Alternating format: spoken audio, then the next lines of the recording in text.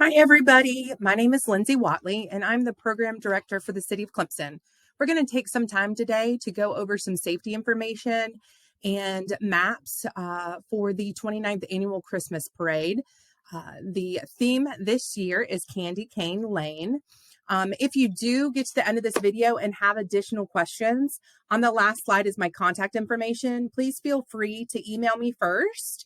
I do email back very quickly. And then if you can't reach me there, you can call my work phone or my personal line if you can't reach me at those other two places. So I'll give you all that information at the very end. So let's go ahead and get started. I'm super excited about this year's parade. All right, so some housekeeping. You're going to watch this video and then take the quiz. If you have received this video, you received my email that has the hyperlink to the quiz. So just click that hyperlink and take our short 10-question quiz to let me know you've watched all the way through and you've completed the safety training for this year's parade. So when is the parade? It is Tuesday, December the 6th. And the rain date is that Thursday for December 8th. But we're really hoping for no rain. I love to go on the day because it just makes life so much easier in terms of planning. So December 6th. And the rain date is December 8th. The theme this year is Candy Cane Lane. We will have awards. There's 4 awards, and they actually look just like that. They're absolutely beautiful trophies. The biggest award, the biggest trophy is Best Overall Entry. Then we have Best Float or Vehicle, Most Creative, and Best Walking and Performance Group. So we will have 3 judges that will be outside of Tiger Town Tavern patio area. They'll be seated and you'll want to stop there and perform. So we'll talk about that a little bit later in the performance section. All right, so the 5 p.m. is when our pre-parade activities start. So the general public will start showing up slowly between 5 and 6. This is not information that you necessarily need to know since you're a participant, but I would always like to tell you, just in case your group gets there early and you have time to participate in these, you guys are more than welcome to participate as well. So the first is a hot chocolate and coffee station down at the substation, the police substation. We will have s'mores and cotton candy at the patio area by Subway. We'll also have crafts and kid light up toys at the substation. And of course, we'll have DJ Shay bringing us in to the parade with some music. So those are our pre-parade activities. All right, so let's start here with our road closures, okay? So this time on here, beginning at 4:45, that is when you're going to lose access to the lineup area, okay? So your lineup should occur between 5 and 5:30. So you're going to, whenever you send your emails out and communicate with your groups, lineup is between 5 and 5:30. I really highly encourage you to organize your groups outside of the road closure area, which we'll go over in a minute with our map, and then go to that staging area together between 5 and 5:30. The parade will move at 6, depending on what number you are assigned, which are sent out to you on December 2nd. Depends on when you will start moving. So the first vehicle moves at 6, and then from there, slowly the parade gets moving from there. All parade participants should be in that area by 5:30. So that's your cutoff for families to get over there. There is absolutely no entrance from College Ave because in that area, beginning at 4 o'clock, they're going to shut down the College Ave area and they're going to be towing vehicles. So you cannot drive through College Ave and get to the lineup area. All of the spots will be labeled by red and green candy canes. Those will be out by 4 p.m. So you will be able to see those right away. Your cone number or your candy cane number this year will be emailed to you by December 2nd. Okay. All you need to do is print out that number in an 8.5 by 11 piece of paper and then put that on your vehicle. You want to try to leave some distance between the number in front of you and then your spot because it gets real tight in there. So each distance between the candy cane and the next candy cane is 2 car lengths. So if you are going to have a huge group, you might want to email me and let me know. I'm going to need 4 spots, which would be 8 car lengths. cetera, et cetera. Some of the larger groups I already know, but you can email me and let me know. Drop off should take place outside of the road closure. Find a central location and walk or ride in to the road closure. So let's look at the lineup area and the parade route. So we are coming in to the road closure by the President's House, and you're going to line up all the way from that corner of the President's House all the way down to the corner where TD's is across from Bowman Field.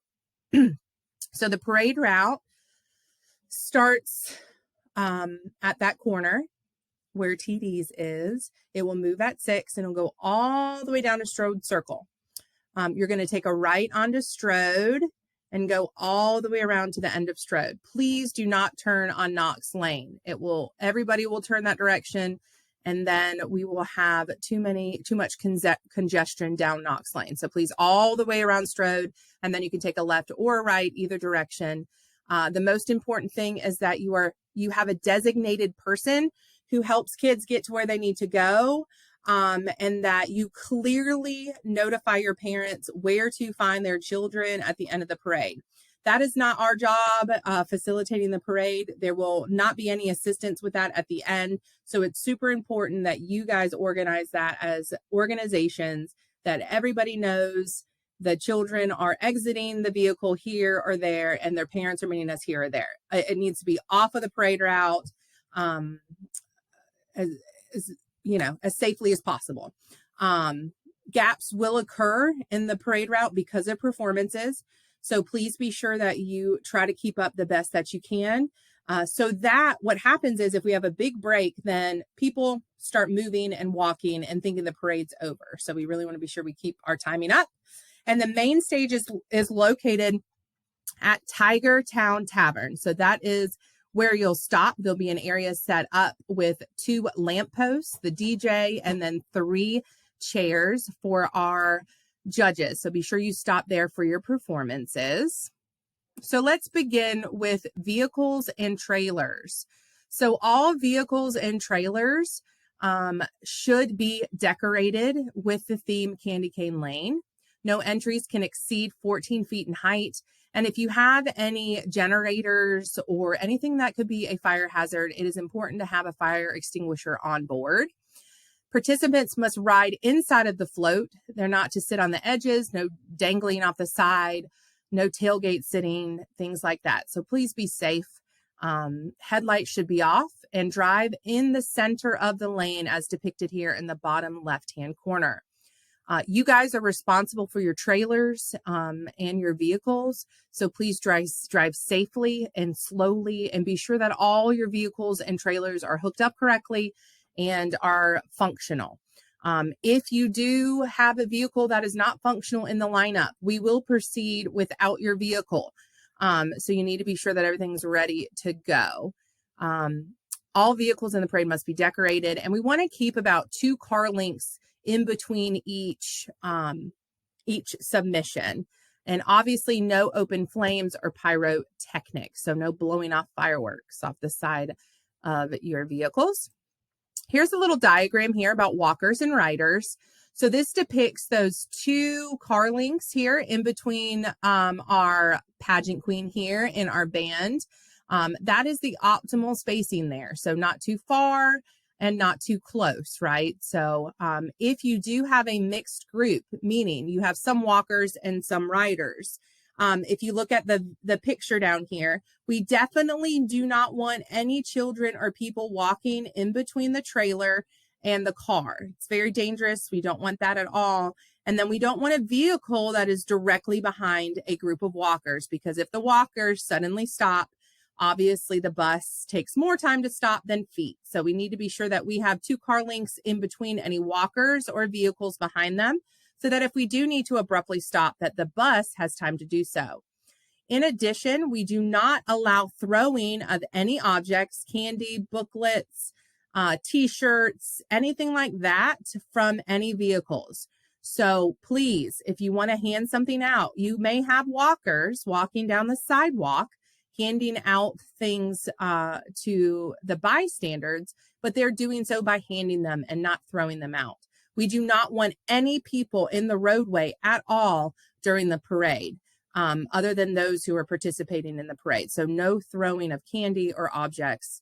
That will be on your quiz. Please, please, please keep that in mind. We talked about the fact that you cannot have a van or bus directly following walkers. You can have a group of walkers, 2 car lengths, and then a vehicle, or a vehicle at the front and then 2 car lengths and the walkers in the back. So is it possible to do that? Yes, it is possible to do it safely. You just do not have them right on each other. You need to have 2 entries, one for your walkers, one for your riders. All musical groups should play holiday selections. And we did talk about not putting any walkers in between the trailer and the vehicle. All right, so let's talk a little bit about performance groups. You're going to stop at the main stage outside of Tigertown Tavern.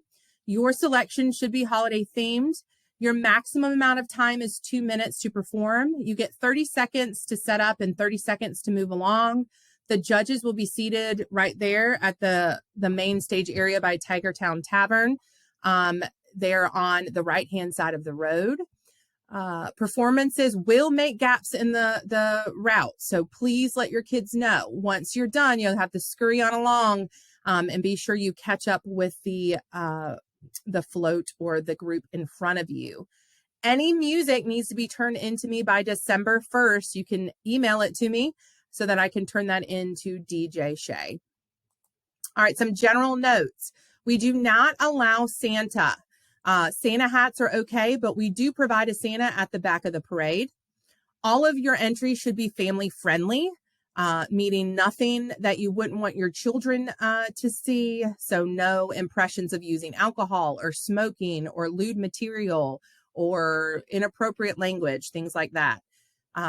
All MC notes need to be sent to me prior to the parade. If you do not send me your MC notes, we will simply say your organization, and that is it. Animal groups are allowed, but they must have a pickup crew behind them. Please do not leave feces on the ground. We do have dance groups, and they will step on it and not have a very Merry Christmas. So please be sure that you pick up after your animals. Please no texting while driving. Obviously, all laws apply during the parade. The speed limit is slow, very, very slow. And remember, you are responsible for the safety of your group. So please be sure to take steps to ensure safety, whether that be during the parade or at departure. And the best way to do that is to be sure your equipment is all in working order, that you communicate with the participants and their families safety plans that are in place. Please do not exit prematurely from the parade route, and review that email I sent you with all the parade rules and frequently asked questions prior to parade day. And let me know of any questions or concerns that you might have. All right, so that is basically it. We really hope we have a great parade. We hope it doesn't rain. And I just really want to say thank you for participating in this year's parade. It is not possible to run a parade without participants. So thank you guys for doing this for our community and sending Christmas joy. Obviously, my email does not have an H on the end of it, so sorry about that. lwatley@cityofclemson.org. My work phone is 624-1120, extension 16002. And my personal line is there just in case you can't reach me those other 2 ways. So I look forward to a great parade. And once again, thank y'all for participating.